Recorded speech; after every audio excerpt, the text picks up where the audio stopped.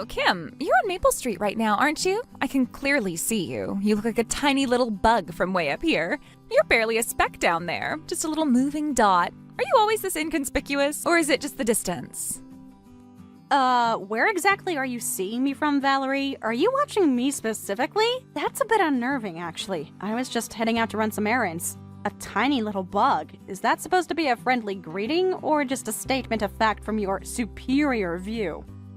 You're still wearing that utterly plain outfit, aren't you, Kim? It's so dreary, so utterly uninspired. Honestly, walking through an exclusive neighborhood like this, we have standards here, you know. High standards. It's about maintaining the prestige for everyone's benefit, really. My benefit, mostly. I'm sorry, Valerie, but this is just my preferred fashion style. I like what I like. It's comfortable for me. It suits my personal taste. I don't see why my clothing choices affect anyone else. I'm dressed in a way that makes me feel good. Is that truly so objectionable to you? I find your judgment rather intense, to be honest. A bit much. Who in their right mind enjoys such sleepwear fashion? Seriously, it's baffling. And gray clothes? Really, Kim, unless you're a retired senior citizen, it's just not done. It's so uninspired, so dull, so lifeless. It's certainly not what one expects from someone aspiring to anything noteworthy. You don't have to be a senior citizen to wear gray clothes, Valerie. Plenty of people wear gray. It's a classic color. Very versatile, actually. It can be quite elegant. That's a strange belief system, and quite narrow-minded, don't you think? Fashion is subjective, Valerie. It's about personal expression. No, you don't. I certainly don't. I own absolutely nothing in a muted or dull tone. Not a single item. My wardrobe is a celebration of life. Why would anyone willingly choose to fade into the background? It's simply beyond my comprehension. It's a testament to a lack of spirit, perhaps?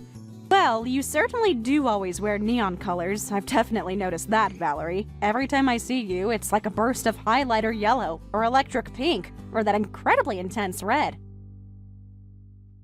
There's a balance, I think, and while I appreciate a bold statement, sometimes it feels less like fashion and more like an attempt to simply overwhelm the senses. Well, I suppose my fashion choices are simply beyond the understanding of someone as insignificant as you, someone who's clearly not accustomed to the pinnacle of sophisticated living. It's not merely about clothing, it's an expression of status. It takes a certain level of confidence, a certain power to truly carry off my style, something a weakling like you could never truly achieve, I'm afraid. I see you now. You're directly across the street from me. Wow, do you really own so many bright red dresses? That's quite a collection, if they're all as vibrant as the one you're wearing. You mentioned your aura before, but I think it's mostly the sheer intensity of the color radiating off you. It's quite the sight, I'll give you that. It's certainly not subtle, it's unforgettable. Oh, can you really tell even from this distance? How marvelous! My aura truly must be extraordinarily potent, then. It's simply too strong to contain. So yes, if you can sense my overwhelming presence from across the street, even when I'm just standing here, it merely confirms what I already know. My influence is immense. My very essence radiates power. It truly does. Valerie, I think it's less your aura and more just the incredible brightness of the red dress you're wearing. It's really, really red. And honestly, you're not that far away. We're on the same block, just separated by the street. It's probably visible from a satellite, actually. It's certainly not something you could possibly miss, even if you tried. It's quite a statement, to say the least. Oh, that's quite beside the point, Kim. More importantly, were you aware that I reside in an exclusive high-rise apartment? It's quite magnificent, truly. The views are absolutely unparalleled. And of the elevated life I now lead, it's not just an apartment, you see. It's a statement. A very loud, very clear statement. A statement of my success. Oh yes, I knew that. It's fairly well known around town, actually. People talk a lot, especially about new residents in prominent buildings, and those who make their residences known. So yes, I was aware. It's common knowledge. Right, well, of course you did. That's entirely understandable. After all, I am unequivocally your aspiration, aren't I? Your ultimate benchmark. My life achievements, my entire being serves as a beacon. It's the standard, the pinnacle, and I am quite content to be that inspiration, that distant, glittering goal for you and others like you. It's a responsibility I shoulder with grace, naturally. An honor, really. No, that's not really accurate, Valerie. I mean, no offense, but that's not how I see you at all. I have my own aspirations, my own goals, and they don't involve being anyone's idol. I don't think you're quite hitting the mark on my personal feelings. I'm not yearning for anything you have. I'm building my own success, on my own terms, and that's what matters to me. Well, it's quite apparent that you must feel a profound sense of envy, isn't it? Because if I'm not mistaken, you come from quite a financially disadvantaged background, don't you? So yes, it's only logical that you would look upon my life of luxury and ease, with a certain degree of wistfulness, perhaps even a touch of sadness for your own lot.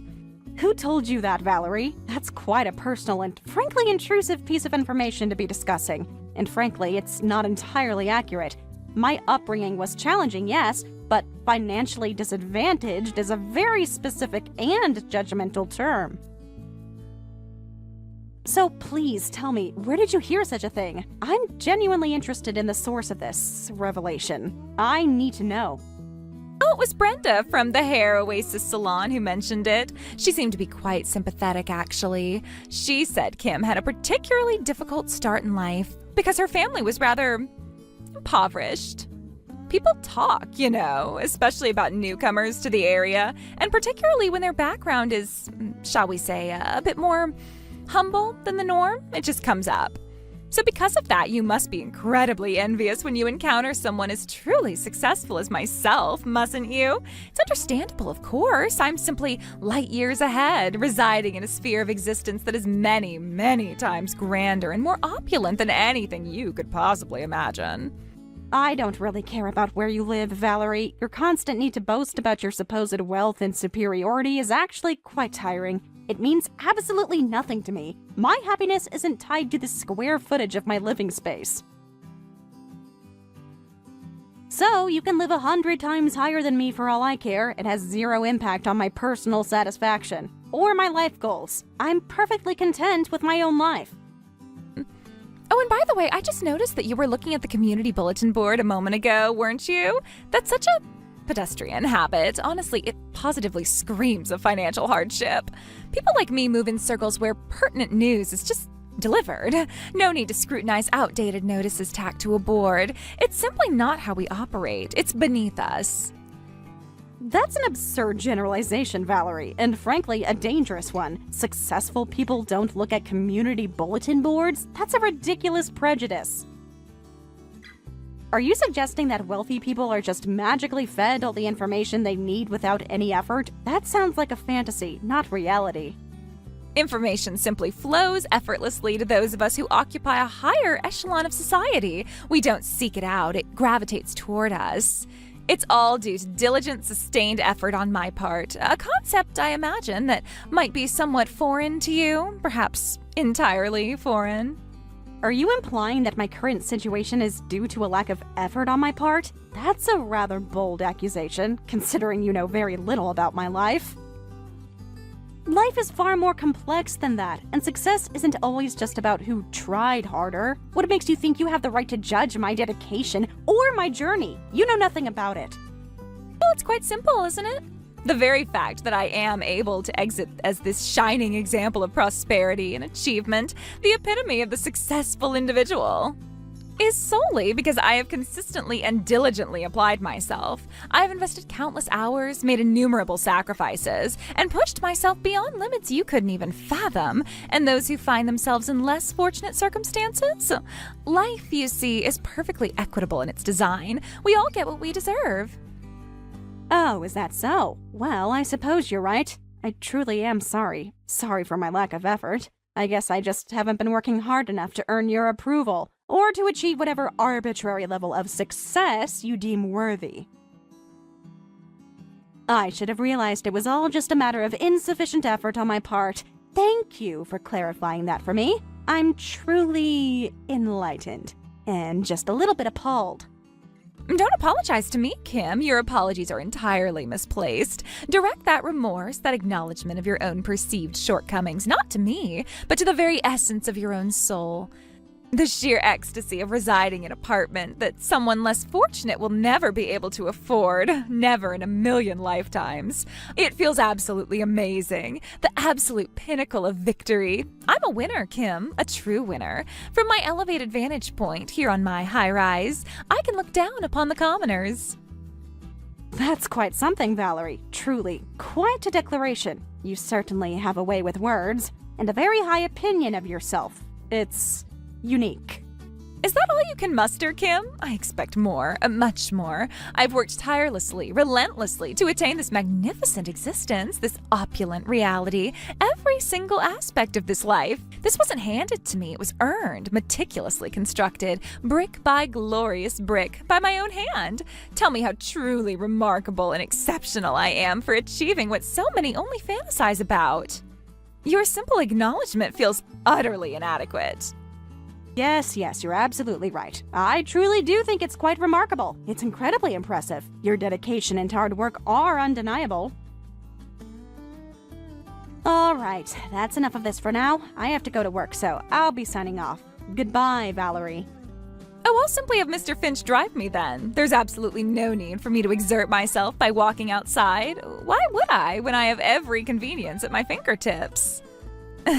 But before Mr. Finch takes me home, I do need to make a brief stop. I absolutely must visit that new pet boutique that just opened nearby. I hear they have the most exquisite breed. Oh, okay. Good luck with that. Enjoy your visit to the pet boutique. Sounds interesting.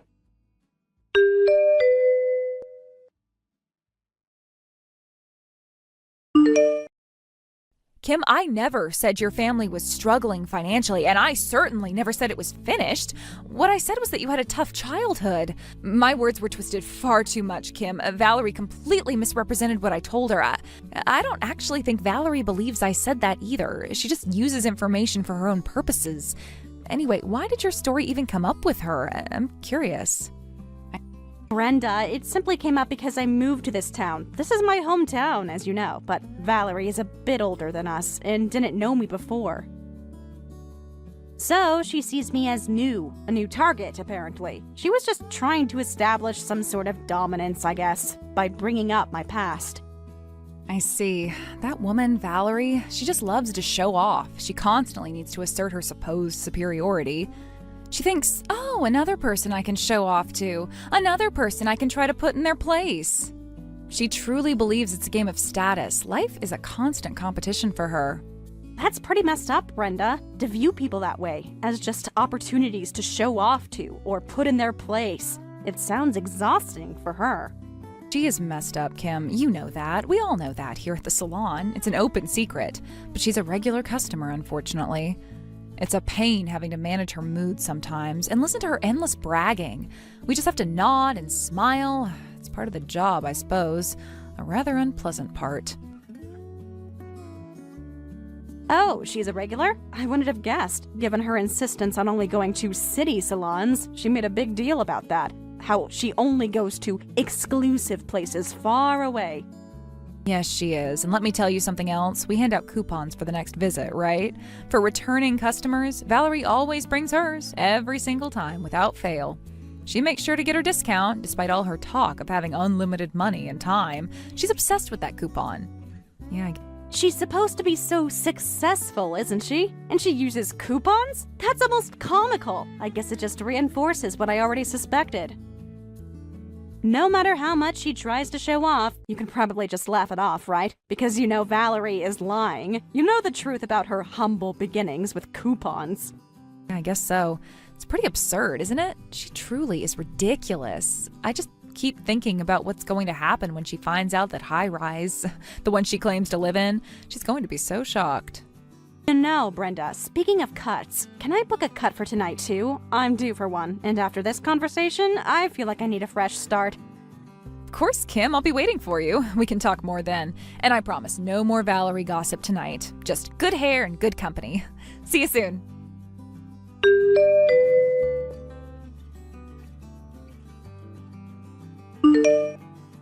Oh, Kim, you're the one I just passed, aren't you? On Elm Street? You look like you had shorter hair. Your hair seemed different. Oh yes, that was me. I had my hair cut yesterday. Did you get a budget salon cut or something? Like one of those really cheap, quick places? It looked quite odd, honestly. The wind is just very strong today, so it was a bit messy, I agree. But I got a very satisfying style yesterday. You must have gone to a terribly low-class salon then. A place with no real standards. A true professional stylist considers the wind and humidity and all external factors. Clearly, your stylist lacks that foresight, that expertise. It's a hallmark of true talent, you see. Actually, it was the same salon you go to, Valerie, the Hair Oasis, the one Brenda works at. So, by your logic, Brenda must be a terribly low-class stylist. What are you talking about, Kim? I have my regular salon in the city. My exclusive private stylist? I go there every single time. Oh, you go all the way to the city every time, Valerie? You do that every single time? That's quite a commitment. Of course, it's the only way to ensure true quality. Why wouldn't I? I have money and time after all, unlimited amounts practically.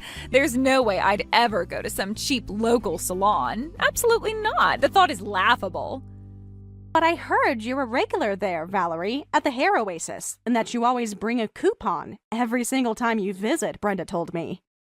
Coupon? What's a coupon? What are you even talking about, Kim?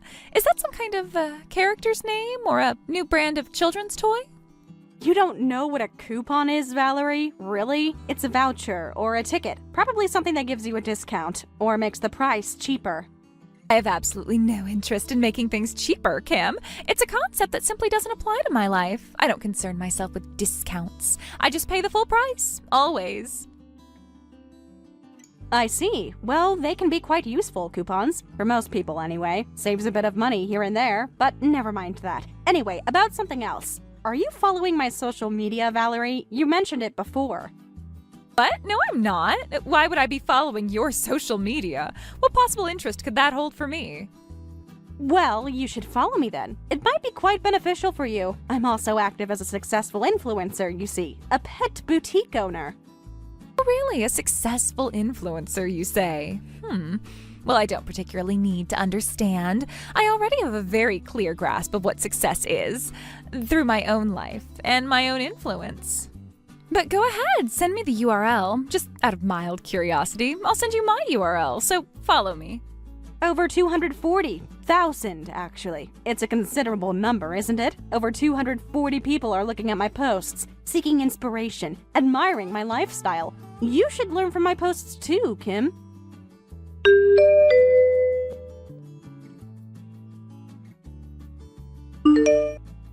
Valerie, a moment about this Maltese photo you just posted. The one with the dog and the elaborate enclosure. What's with that picture? Oh, that's my pet, Kim, my beloved Maltese. Isn't she utterly adorable? I post her photos every single day for all my followers to admire. She's a pure breed, of course, very exclusive. Well, I suppose a breed like this is far beyond your reach, isn't it? Too expensive. Your pet? Really? But she looks like she's in a display case or some kind of elaborate public showcase, not a typical home setting. We have special display enclosures like this in our home, Kim. It's quite common among successful people. Each truly established household has one if they have a rare breed. What's a display enclosure doghouse? I've never heard of such a thing for a home. Excuse me, Valerie, but I have to ask. Isn't that exact Maltese the dog that's currently at the new pet boutique in town?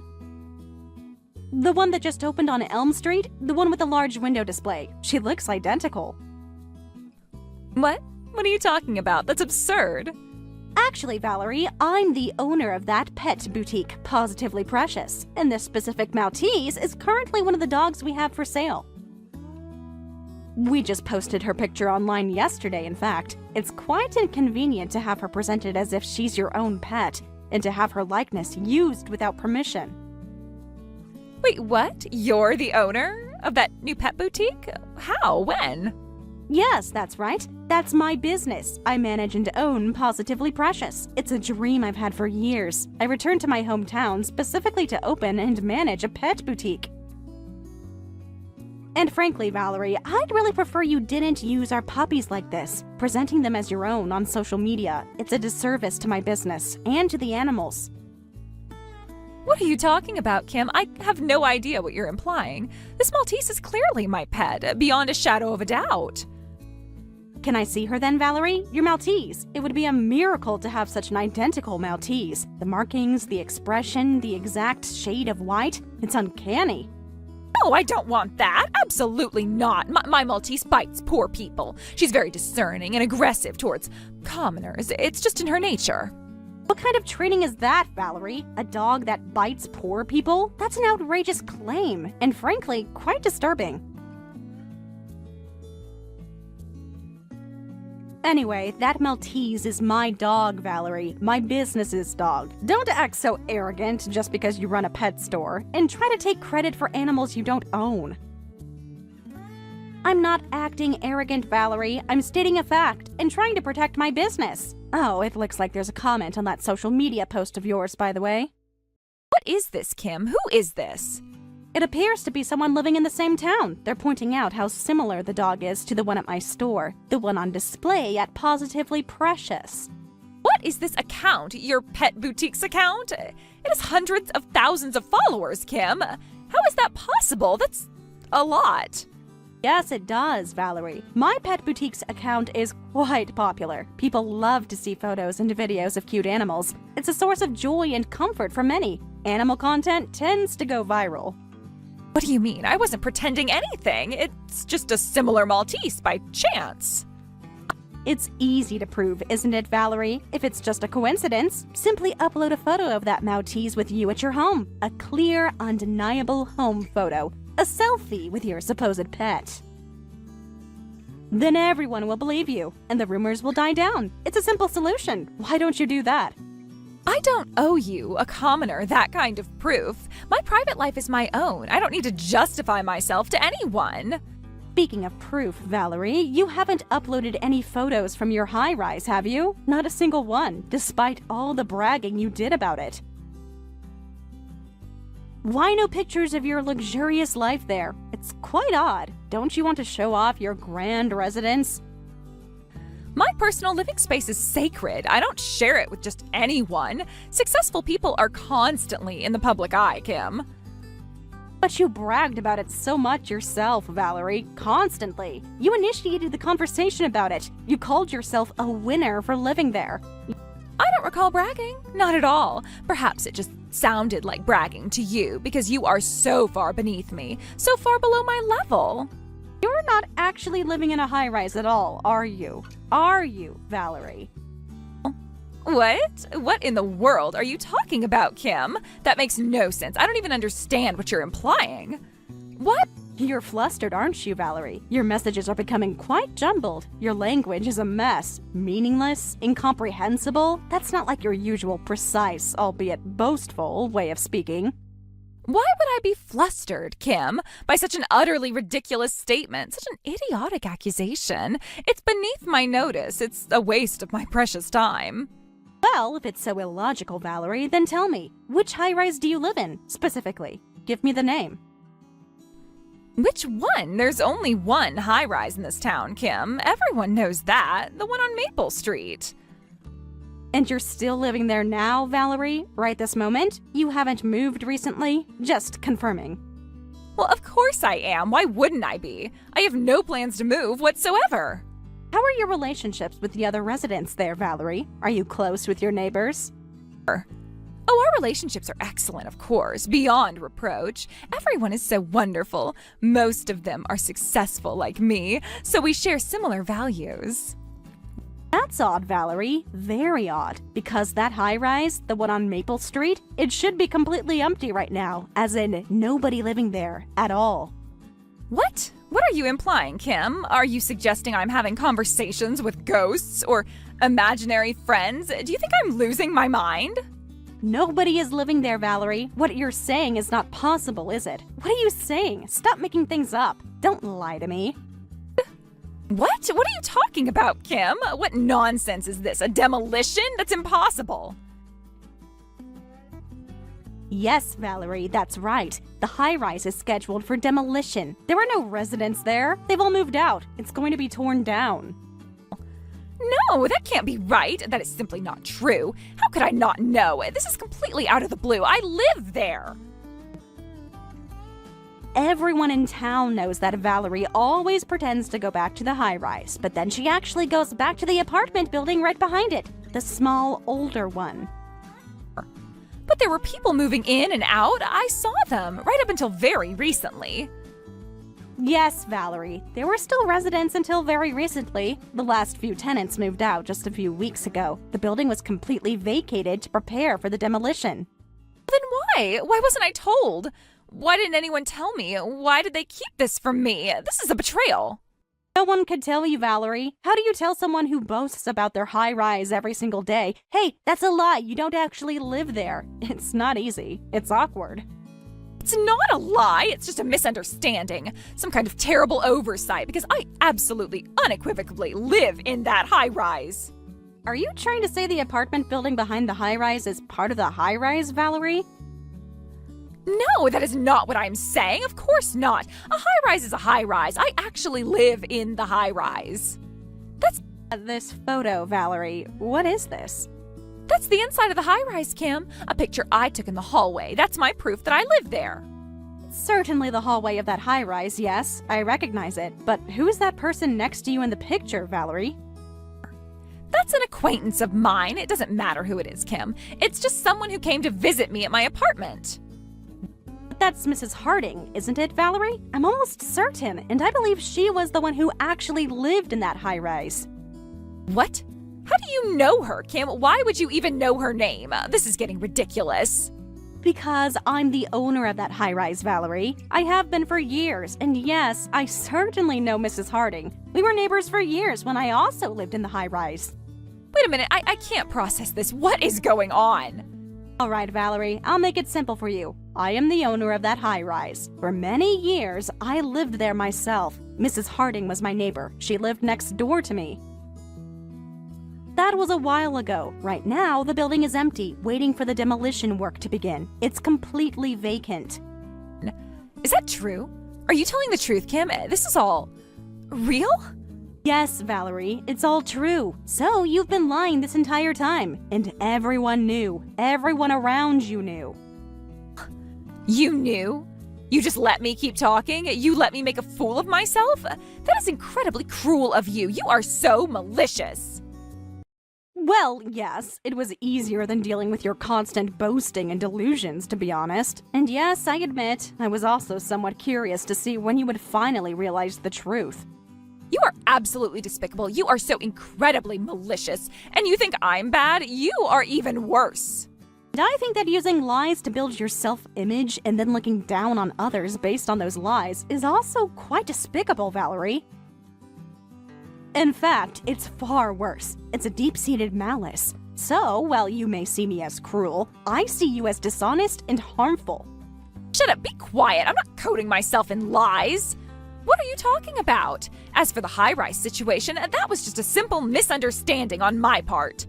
Misunderstanding? So, you just genuinely thought you lived in a high-rise that was empty and scheduled for demolition? That you had tea parties with ghosts? That's your explanation?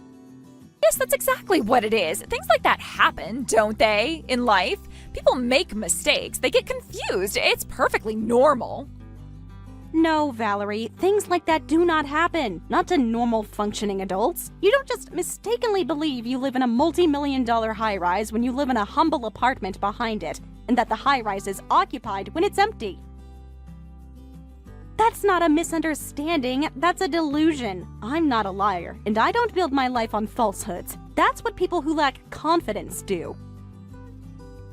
I haven't lied about anything. I don't need to lie. I don't need to construct an elaborate fantasy. I live my truth. I don't coat myself in lies. That's something you do, Valerie. That's how you operate. Everyone knows your secret now. How you choose to move next is up to you. But just please stop on insisting on these obvious lies. More than anything else, it is just so cringeworthy and sad to see someone act like this.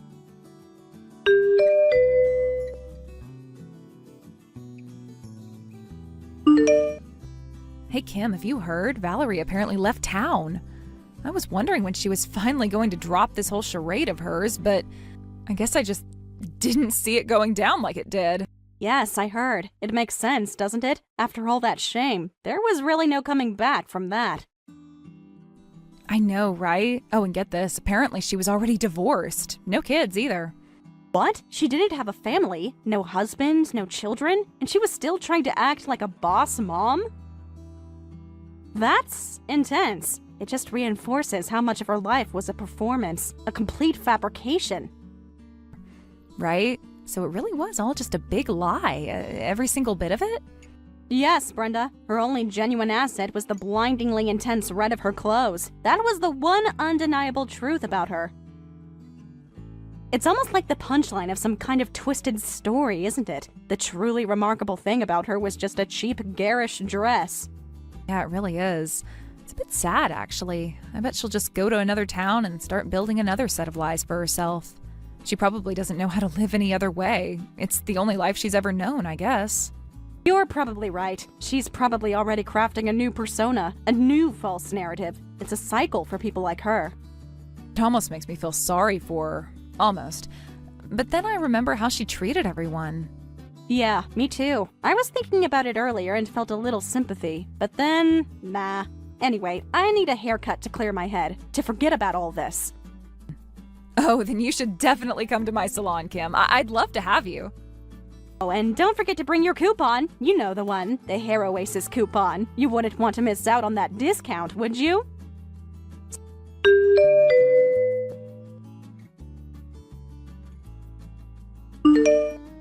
So, the word around town is that Valerie left, and yes, it makes sense. After all that public humiliation, what else could she do? I heard she created a new social media account and began to completely reinvent herself. This time, she claimed to be a highly educated, high-income career woman. But, as expected, her fabricated life quickly unraveled. The cracks started to show almost immediately. She shut down that account just as quickly as she started it. Now, no one really knows where she is or what she's doing. Given the sheer willpower she showed in trying to make herself seem impressive, you might think she could have achieved some form of genuine success. But her personality was just too difficult, too unpleasant. So, I doubt it. After she left, the local moms breathed a collective sigh of relief. They were finally free from the exhausting charade of humoring her endless lies. It turned out several of them had already known she didn't have children, despite her boss mom act. She really was like a local monster, constantly lurking, constantly trying to assert herself with falsehoods. As for me, I'm focused on running my pet boutique. That specific Maltese is still at the shop. Every time I see her, I can't help but think of Valerie. And Brenda's salon, the Hair Oasis, is still thriving, although she did mention that losing Valerie meant losing a significant regular customer. A small price to pay for sanity, I think. Thank you for watching! If you liked this video, please give it a thumbs up and don't forget to subscribe to see more content like this!